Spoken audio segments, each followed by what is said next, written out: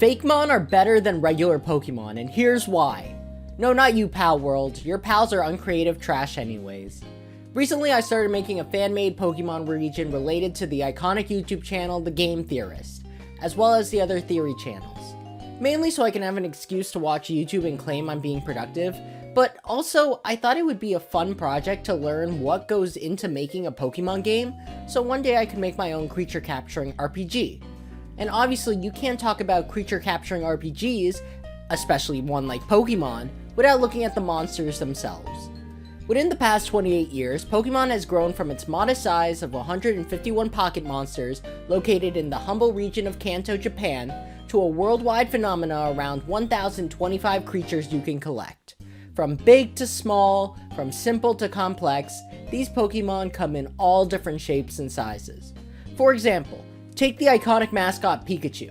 Pikachu's design is insanely simple, a combination of a mouse that generates static electricity.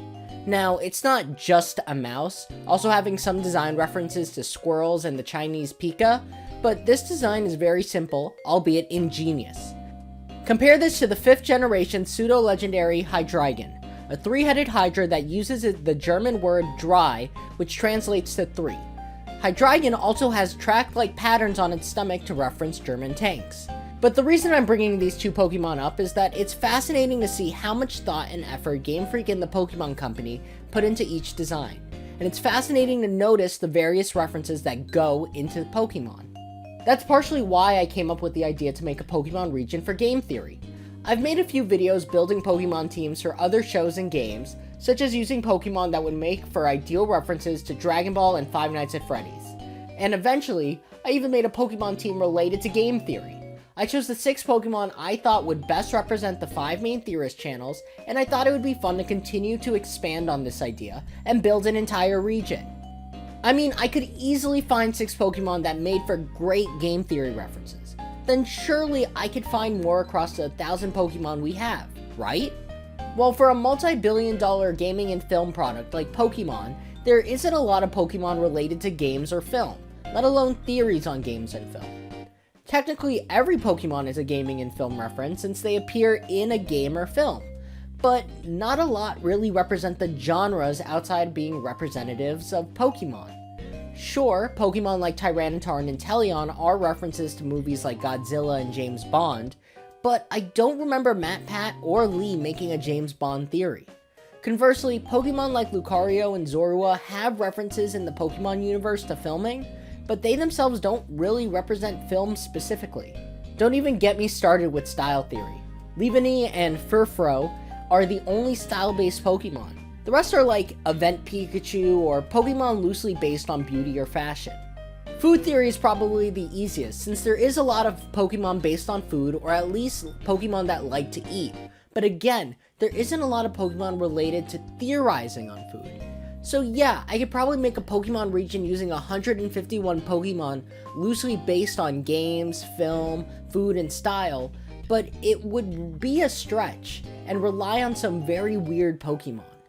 The most reasonable workaround would be to use Pokemon that can represent specific game theory videos, such as Ursaluna Blood Moon for the Five Nights at Freddy's series. But at that point, it feels more like I should make a region related to Five Nights at Freddy's instead. I mean, I want to eventually make a FNAF region, but I'll save that for another time. But regardless, I spent days trying to figure out what to do, and I ultimately realized Fakemon could be a great option. Now, I don't think I need to go in depth with the concept of what a Fakemon is, a fake fan-made Pokemon, but I do think it's important to state why I'm considering Fakemon for this fan-made Pokemon region.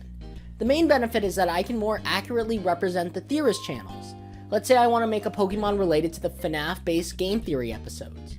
Game theory alone has 70 different FNAF-based theories. Instead of just limiting myself to one Pokemon to loosely represent every single FNAF theory, I can instead create specific Fakemon that can represent specific theories.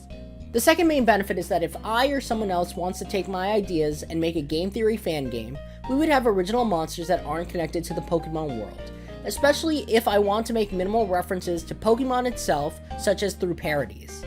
Other benefits can relate to creating new Pokemon types like a theorist type, or specifically a game, food, film, or style type, and overall, it can just let me be more creative. That being said, there are still cons to choosing Fakemon. First, it's more time consuming. It can be hard to find time to create Fakemon for the project. And second, though it can be a great chance to show off my creativity, it can also be creatively burdensome if I have to create every single creature. There's also the issue that at least part of you guys watching might not care about game theory and rather watch because it's Pokemon related. If I cut out Pokemon from this video, it might lead to alienating you guys who watch more for the Pokemon side of things.